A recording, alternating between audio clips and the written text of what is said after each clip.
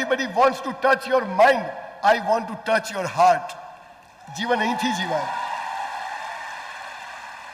અને જે અંગ તમે વાપરો નહીં ને એ બંધ થઈ જાય. આપણે હૃદયને વાપરવાનું બંધ થઈ ગયું. જ્યાં ઈશ્વર વસે છે એટલે આપણી પણ દુકાન થઈ ગઈ બંધ. પ્રગતિ કેવી રીતે કરવી, સુખી કેવી રીતે થવું, ધારો તે કેવી રીતે કરવું. ખૂબ ચોપડીઓ વાંચ, ખૂબ કસરત કર, તન અને મન મસ્ત હશે તો ધનના ઢગલા થઈ જશે. આજકાલનો યુવાન પાછળીઓ દેખાતી હોય, બટન ખુલ્લા હોય, આટલે પેન્ટ પહેર્યો, અહીંયા પેન્ટ પહેર્યો, લો વેસ્ટ. હાલા તારે વેસ્ટેજ ક્યાં છે? પછી હાથમાં મસાલો હોય, સિગરેટ હોય, દેશ માટે કંઈક કરવું છે. હાલા તારા માટે કર, દેશ સો ચૂલામ જતો, તું તારા માટે કર. મારી સાથે ભગવાન કેમ આમ કરે છે? જખ મારવા કરે તારી સાથે. કેમ ફ્રી કરું છું? હું બિઝનેસમેન છું, મફતનો નુકસાનનો ધંધો કરું નહીં. તમારે ઘઉં જોઈએ તો શું ઉગાડવું પડે? ઘઉં ઉગાડવા પડે. બાજરી જોઈએ તો બાજરી ઉગાડવી પડે. કાંટા જોઈએ તો કાંટા ઉગાડવા પડે. ગુલાબ જોઈએ તો ગુલાબ ઉગાડવું પડે. ઈશ્વર શું કરે છે? તમે જે વાવો ને 100 ગણું પાછું આપે. આ ગજેરા ટ્રસ્ટ વાળા લોકો ગાડા નથી કે આવી સ્કૂલો ચલાવે છે, બહુ હોશિયાર લોકો છે. હું આજે આટલા સેમિનાર કરું, તમને આટલા લોકોને હસાવું, આટલા લોકોની પ્રગતિની વાત કરું. બોલો ઈશ્વર મારી કરે કે ના કરે? કરે કે ના કરે? જે જોઈએ તે કરો, પણ સાલી આ સીધી સાદી વાત આપણા ભેજામાં ઉતરતી નથી. આજનો દિવસ, આજે તમને બધા જ લોકોને રાત્રે આ ટાલીઓ સપનામાં આવવાનો છે. બરાબર યાદ રાખજો.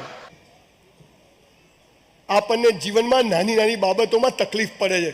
મારી સાથે ભગવાન કેમ આમ કરે છે? તમને એક વાત કહું મિત્રો, જ્યારે મારું ધાર્યું થાય ને ત્યારે હું ખુશ, મારું ધાર્યું ના થાય ને ત્યારે ઈશ્વર ખુશ. દુઃખી થવાનો સાલો સવાલ જ નથી. જ્યારે આપણું ધાર્યું નથી થતું ને ત્યારે ઈશ્વરનું ધાર્યું થાય છે. જે થાય તે સારા માટે. મેરા હૈ સો જાવે નહીં, જો જાવે સો મેરા નહીં. આ પાવર રહેતો નથી. નાની નાની બાબતોમાં ઓછું પડે. ઉઠો, જાગો અને ધ્યેય પ્રાપ્તિ સુધી મંડ્યા રહો. ઉઠાડે કોણ? પછી ધ્યેય કોણ બતાવે? અને ક્યાં મંડ્યા રહેવાનું ખબર જ નથી. જે માણસ પોતાની જાતને વફાદાર નથી ને એ એના પરિવાર, કુટુંબ કે દેશને કદી વફાદાર હોય નહીં સાહેબ. એટલે પહેલા આપણે આપણી જાતને વફાદાર બનવાનું છે. કોઈનો સપોર્ટ નહીં મળે, કોઈની મદદ નહીં મળે. હમ તો ચલતે ગયે, કારવા બનતા ગયા. નાનપણમાં આપણને રડવા દીધા નથી ને એટલે મોટા થઈને આખી જિંદગી આપણે રડીએ છીએ. આપણું કાળજું જ મજબૂત નથી. ઉલું ઉલું એટલે પેલો બાપો બી આખી જિંદગી ઉલું ઉલું જ થાય. કંઈક ખૂટે છે. તમને સાયકલ આવડે છે? બધાને પહેલી વાર જ્યારે સાયકલ શીખો ને ખાલી ગમે એટલી પકડો નમી જ જાય. બાપા ગમે એટલી પકડે તો આમ જ થઈ જાય. અને પછી આવડી જાય પછી હાથ છૂટા, પછી દાંત બી છૂટા. Over confidence.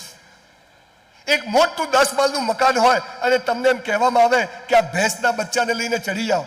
આખી ભેંસ ચડી જાઓ. કોઈ ચડી શકે? ના ચડી શકે. પણ એનું બચ્ચું લઈને ચડવાનું કહો તો બધા ચડી જાય. અને એ બચ્ચાને લઈને રોજ ચડો, 2 વર્ષ સુધી ચડો, એ ભેંસ થઈ જાય તોય તમે ચડી જાઓ. વી ઇન્ડિયન નેવર ફોલો એની ઇન્સ્ટ્રક્શન. બહારમાં જાય છે તો કશું જ કરવાનું. અહીંથી સ્કૂટર લઈ લેવાનું. લઈ લે તું. એ અહીંયા નહીં થૂકવાનું, ત્યાં જ થૂકવું, ગમે તે થાય. ભાઈ કચરો નહીં ફેંકવાનો. નરેન્દ્રભાઈને કહેવું જ કે આપણે તો દે ઠોક. આપણે આપણી સંસ્કૃતિ ભૂલી ગયા, આપણા સંસ્કારો ભૂલી ગયા અને એટલે આપણી પથારી ગોળ થઈ ગઈ. વિવેકાનંદ જ્યારે શિકાગોમાં ગયા ને સાહેબ, સાંભળજો, ત્યારે બહાર નીકળ્યા ને ત્યારે એક અંગ્રેજી એમને પૂછ્યું કે શું બાવા જેવા કપડાં પહેર્યા છે, જરા સૂટ બૂટ પહેરો. ત્યારે વિવેકાનંદે બહુ સરસ વાત કરીને એ વાત હું તમને કહેવા આવ્યો છું કે તમારા દેશમાં તમારી પર્સનાલિટી તમારા કપડાં ને જૂતા નક્કી કરે છે. મારા દેશમાં મારી પર્સનાલિટી મારા સંસ્કારો ને મારી સંસ્કૃતિ નક્કી કરે છે. આ સંસ્કૃતિની વાત આપણે ભૂલી ગયા છે. તમારે આપણે ગૌરવ લેવું જોઈએ કે દુનિયાની સૌથી પવિત્ર ભૂમિ પર આપણે જન્મ્યા છે. સૌથી પવિત્ર ભૂમિ પર. અને we are the most indiscipline people. અને એટલે આપણી પ્રગતિ અટકી ગઈ.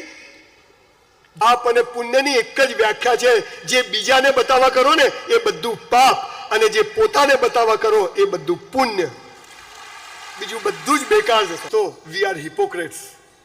બધું જ બીજાને બતાવવા જીવવાનું, અને એટલે જે મૂળ વાત હતી એ ચૂકાઈ ગઈ. એટલે આપણું સુખ શાંતિ બધું જતું રહ્યું. સાહેબ, રોજ સવાર પડે ને એમ થાય કે સાલા પૈસા જોઈએ, પણ સાંજ પડે પથારીમાં પડો ને એટલે એમ થાય કે સાલી શાંતિ જોઈએ. અને શાંતિ પૈસાથી નથી આવતી સાહેબ. શાંતિ આવે છે સારા કામોથી, શાંતિ આવે છે સમાજ માટે જીવવાથી. પણ પોતાના માટે જીવતા નહીં, સમાજ માટે ક્યાંથી જીવે? એક ભરવાડ હતો, 100 ઘેટા હતા એની પાસે. તો પેલા પૂછ્યું કે આ 100 ઘેટામાંથી એક ઘેટું નીકળી જાય તો કેટલા રહે? પેલો કે એકે ના રહે.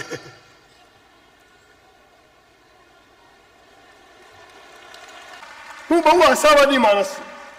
હજી આ દેશ પાસે ઘણી તાકાત છે. હજી બહુ મજબૂત લોકો, ઈમાનદાર પ્રામાણિક લોકો છે, જેના હિસાબે આ દુનિયા ચાલે છે. અને સાહેબ, તમને એક વાત કહું, તમે સુરતીઓ નસીબદાર છો.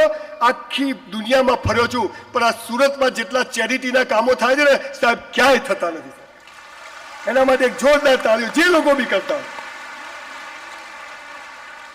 પ્રાઇમરી એજ્યુકેશનમાં 1 લાખ પગારવાળો શિક્ષક હોવો જોઈએ, જ્યાં બાળકનું પાયાનું ઘડતર થાય. અને પ્રાઇમરી એજ્યુકેશનના શિક્ષકને ગાડી હોવી જોઈએ, ઘર હોવું જોઈએ. આ તો 10-15 હજારનો પગાર હોય, 50 છોકરા પીપી છીછી કરતા બેઠા હોય. બેન ઘેર જેવું, બેન કે જતો રહે તું ઘેર. જ્યાં સૌથી પીએચડી ડોક્ટરેટ હોશિયાર શિક્ષક હોવો જોઈએ, કેવી રીતે કપડાં પહેરવા, કેવી રીતે ઉભા રહેવું, કેવી રીતે બોલવું, આ બધું જેને શીખવે. આપણે કરતા ને, જેને આપણને બનાવ્યા ને એને આપણે રોજ બનાવીએ છીએ. જે સ્થિર હોય ફરતું બતાવવાનું, ફરતું હોય સ્થિર બતાવવાનું. સાહેબ, જ્યાં દુઃખ પૂરું થાય ને ત્યાં સુખ શરૂ થાય, અને જ્યાં સુખ પૂરું થાય ને ત્યાં દુઃખ શરૂ થાય. અમીરી પૂરી થાય ત્યાં ગરીબી શરૂ થાય, અને ગરીબી પૂરી થાય ને ત્યાં મારા જેવી નોટો પેદા થાય. આ વિરોધી નથી, પૂરક છે, જરૂરી છે, ઇટ ઇઝ રિક્વાયર્ડ. દિવસ પૂરો થાય ત્યાં રાત શરૂ થાય, અને રાત પૂરી થાય ત્યાં દિવસ શરૂ થાય. જન્મ પૂરો થાય ત્યાં મૃત્યુ શરૂ થાય, અને મૃત્યુ પૂરું થાય ત્યાં જન્મ શરૂ થાય. ઘડિયાળ હોય ને, ઘડિયાળ, એનું લોલક 2 બાજુ જાય કે આમ અડધે આઈને પાછું આવે? આ બાજુ નહીં જવાનું, આમ અડધેથી આમ જ. સુખ દુઃખ, જન્મ મરણ, સફળતા નિષ્ફળતા, દિવસ રાત, આ બંને જરૂરી છે. બાળકોને સમજાવો. અહીંયા કરે છે, પેલી છેલ્લી નોટો લારી ચલાવે છે, લોકોને હપ્તા આપે છે ને એનું ઘર ચલાવે છે. ખાનદાન તો આ માણસો છે. બધું ઊંધું ચાલે. કોઈ જન્મે ને હેપી બર્થડે, આજે ફૂકો મારે ને એનાથી ચેતવું. હો, આ ફૂકો મારવા વાળા સમાજમાં અંધારું કરે. જ્યારે તમારી સાથે બનતી ઘટનાઓનો તમે સ્વીકાર કરો છો, ઈશ્વર તમારો મિત્ર બની જાય છે. અને જ્યારે તમે ગાળો બોલો છો, ઈશ્વર તમારો દુશ્મન બની જાય. Never regret for anything in life. તમે જ્યારે ફરિયાદ કરો છો, ઈશ્વર તમારાથી દૂર થઈ જાય. અને તમે કહો છો તું જ્યાં લઈ જાય, જેમ લઈ જાય, તારો હાથ પકડીને હું ચાલીશ, ત્યારે ઈશ્વર તમારો ફટ દઈને હાથ પકડી લેશે. આવી જા, ચાલ. તમે ભગવાનને કહો છો તું પહેલા મને આપ, પછી હું ડાયો થઉં. ભગવાન કહે છે તું પહેલા ડાયો થઈ જા, હું તને બધું આપીશ. આટલી સફળ અને નિષ્ફળ માણસોમાં ફરક છે સાહેબ. તમે જ્યારે લાયકાત કેળવો છો, તમે એના કાયદા કાનૂન પાળો છો, ત્યારે ઈશ્વર તમને બધું જ ઘેર બેઠા આપે. એક ગામમાં બધા જીવનમાં 47-49 નહીં, 72 થાય છે સાહેબ. આમ કરો તો આમ થાય, આમ કરો તો આમ થાય, અને એમ ના થાય, એ તો જેમ થતું હોય એમ થાય.